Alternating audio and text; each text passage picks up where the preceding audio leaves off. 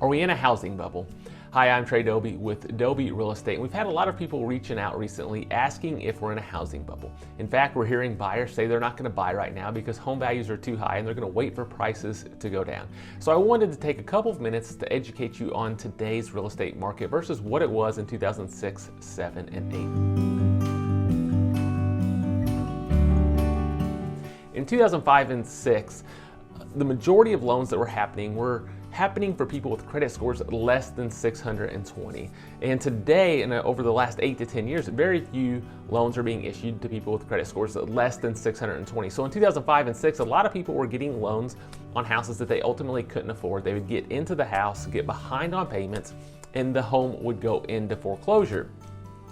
Now in 2007 to 2011, there was between 1 and 2 million foreclosures every single year, which then brought a lot of inventory to the market.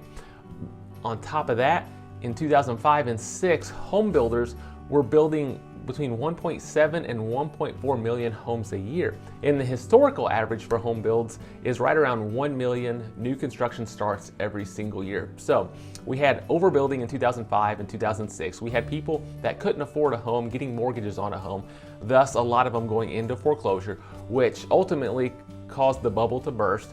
And that's what we saw in 2008, 9, 10, and 11, just a ton of inventory and people that couldn't even afford to buy homes. So we were in a bad situation. Now since then, let's take a look at what's happened since then. Between 2009 and 2000 and right around 2013, I believe, there was less than 450,000 to 550,000 new construction starts over that 4-year span. In fact, last year in 2021, it's the first time we've reached over 1 million new construction starts in the United States since 2006. So we had about a 15-year span where there weren't near enough homes for sale.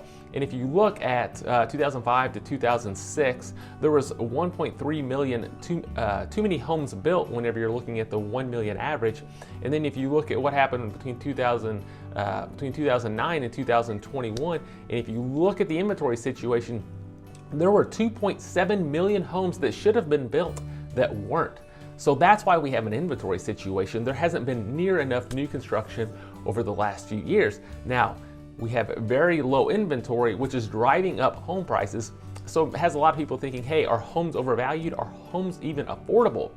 And if you look at the data from 2021, across the United States, 16% of people's income went towards their mortgage payment, being their principal and interest payment.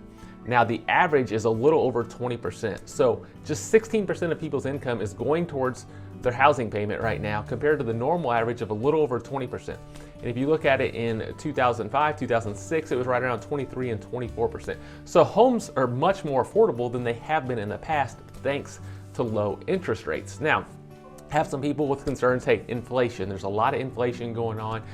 Gas is going through the roof. Food is going up.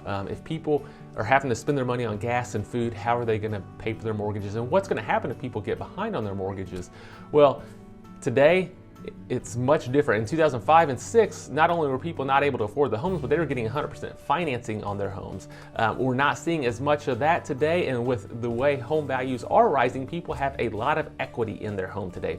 So if people do get behind, they're not going to go into foreclosure. They're going to sell their house because it's worth substantially more than what they bought it, plus they put money down on it. And that's going to help our inventory situation. Plus that person's going to be able to sell their house and they're going to put a nice amount of money into their bank account, and then they may go buy a smaller house or they may rent. So we're in much different times than we were in 2005, 2006. Inventory is our major problem. Just to put this in perspective, at the last day of February, there was just 262 homes for sale. Just 3 years ago, that number was closer to 1,300 homes for sale. So our inventory situation is extremely bad. So even if a lot of people decide to sell their house because of inflation and decide to rent or downsize, we can take a whole lot more homes onto the market right now because there are plenty of buyers out there. So the market is just in a completely different place than it was in 2005, 2006. Now, if you have questions about your specific situation, we're obviously happy to answer those. But again, I'm Trey with Doby Real Estate, and I hope you have a great day.